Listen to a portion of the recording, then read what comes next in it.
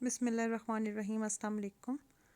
हम आज के टॉपिक में पढ़ेंगे variation of g with depth, यानी कि variation of acceleration due to gravity with depth. अपने लास्ट टॉपिक में हमने पढ़ा था variation of g with altitude और हाइट। लास्ट टॉपिक में हमने पढ़ा था कि हाइट के चेंज होने से या इंक्रीज़ होने से वैल्यू ऑफ जी उसमें वेरिएशन आ रही थी, उसमें चेंज आ रहा था। इसी तरह से हमारे पास डेप्थ में जब हम लोग जाते हैं तो डेप्थ में जाने से भी वैल्यू ऑफ जी में वेरिएशन आती है, और उस वेरिएशन के लिए हम लोगों ने एक फार्मूला फाइंड आउट करना है। तो उस फार्मूला को फाइंड आउट करने से पहले हम लोग प्रीव्यू ले लेते हैं अपने लास्ट टॉपिक का।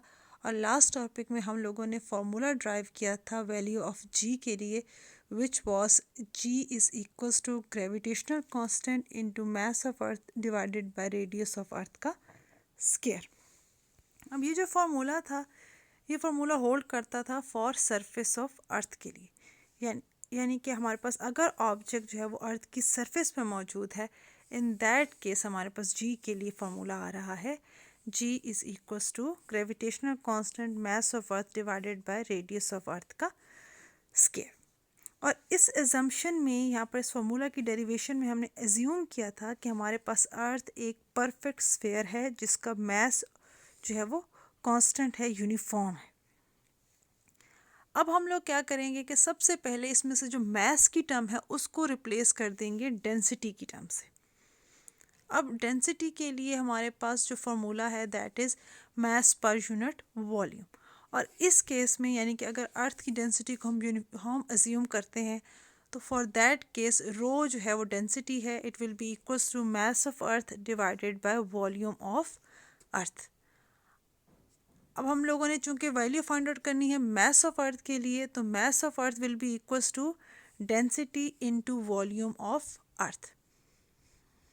अब इस केस में हम लोगों ने, जैसे मैंने आपको इनिशियली बताया था कि अर्थ को हमने एक परफेक्ट स्फीयर एज्यूम किया हुआ है, और स्फीयर के वॉल्यूम का फॉर्मूला होता है 4/3 पाई आर क्यूब। अब वही वॉल्यूम का जो फॉर्मूला है वो हम यहाँ पर पुट कर देंगे फॉर मास ऑफ अर्थ। और मास ऑफ अर्थ का फॉर्मूला बन जाएगा rho into 4/3 pi radius of earth का क्यूब। और जब हम इस वैल्यू को मास ऑफ अर्थ की जो वैल्यू हमारे पास आई है इसको हम जब सब्स्टिट्यूट करते हैं जी वाले फार्मूला के अंदर, तो हमारे पास जी की वैल्यू आ जाएगी 4/3 gravitational constant into rho density of earth pi R E radius of earth. अब ये हमारे पास आ गया है फार्मूला फॉर जी, यानी कि acceleration due to gravity on the surface of earth. Surface of earth के लिए हमारे पास ये फार्मूला आ गया है इन टर्म्स ऑफ डेंसिटी। इससे पिछला जो फार्मूला था वो हमारे पास इन टर्म्स ऑफ मास था, यानी कि उसमें हमारे पास मास की टर्म थी, लेकिन यहाँ पर मास के बजाय हमारे पास डेंसिटी आ गई है उसको रिप्लेस करके। अब ये फार्मूला चूँकि सरफेस ऑफ अर्थ के लिए है, एंड सरफेस ऑफ अर्थ के लिए जो हमारे पास सेंटर ऑफ अर्थ से लेकर डिस्टेंस होगा वो हमारे पास रेडियस ऑफ अर्थ के इक्वलेंट होगा। अब हम लोग एज्यूम करते हैं कि हमारे पास जो ऑब्जेक्ट है उसको हम मूव करा रहे हैं फ्रॉम सेंटर ऑफ अर्थ से टूवर्ड्स डेप्थ, डाउनवर्ड मूव करा रहे हैं डेप्थ में, और उसको हम ले आते हैं मूव करा के डिस्टेंस x मूव करा के उसको पॉइंट P पर हम ले आते हैं।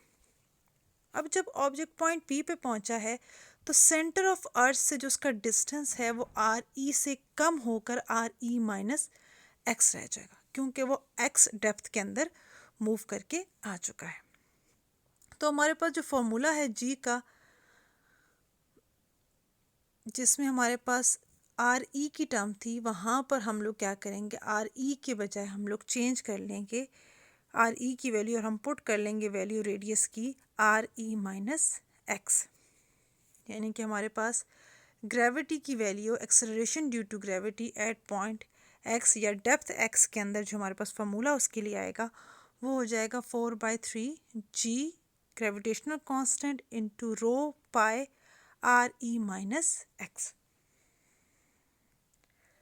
अब जो ब्रैकेट में हमारे पास आर ई माइनस एक्स है, तो इसमें से हम लोगों ने आर ई को कॉमन लिया, और हमारे पास ब्रैकेट के अंदर जो टर्म रह जाएगी वो होगी 1 - x/r ई। एक्स जो है वो हमारे पास डेप्थ है और आर ई जो है वो हमारे पास क्या है, रेडियस ऑफ अर्थ। और जो हमारे पास ब्रैकेट के बाहर टर्म है वो हमारे पास इक्वल हो गई है value of g on the surface of earth. तो हमारे पास फार्मूला जो है एट डेप्थ एक्स जी की वैल्यू जो है वो हमारे पास आ जाएगी G X is equals to G into 1 minus x over R E. अब इस फार्मूला में हमारे पास जो वो शो ये कर रहा है कि हमारे पास अगर डेप्थ में ज़्यादा हम डेप्थ में मूव करते हैं, ज़्यादा डाउनवर्ड जाते हैं towards the centre of earth, तो हमारे पास जी की वैल्यू जो है वो डिक्रीज़ करेगी, उसमें चेंज आएगा।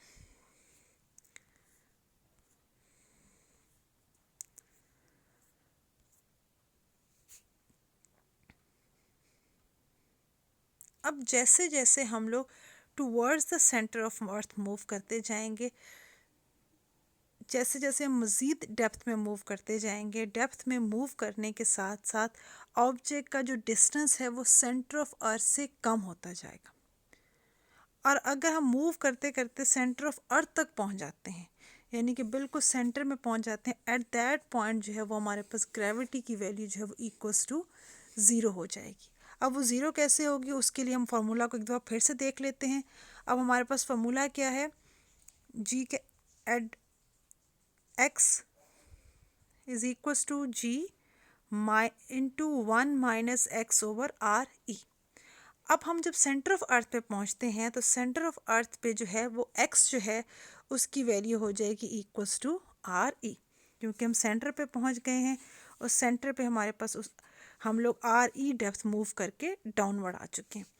फार्मूला में हम लोग एक्स की वैल्यू आर ई पुट करते हैं तो R E divided by R E is equals to 1 और 1 माइनस 1 इज इक्वल्स टू 0, यानी कि at centre of earth gravity becomes zero.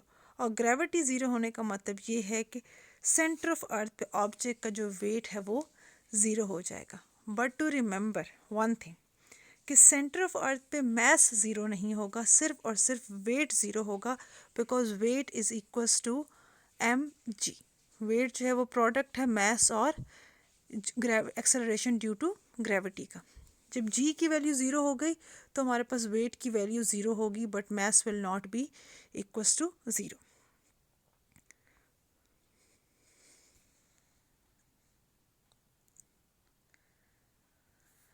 इसके बाद जो हमारे पास नेक्स्ट वेरी इंपॉर्टेंट टॉपिक है इस चैप्टर का वो है Kepler's law of planetary motion.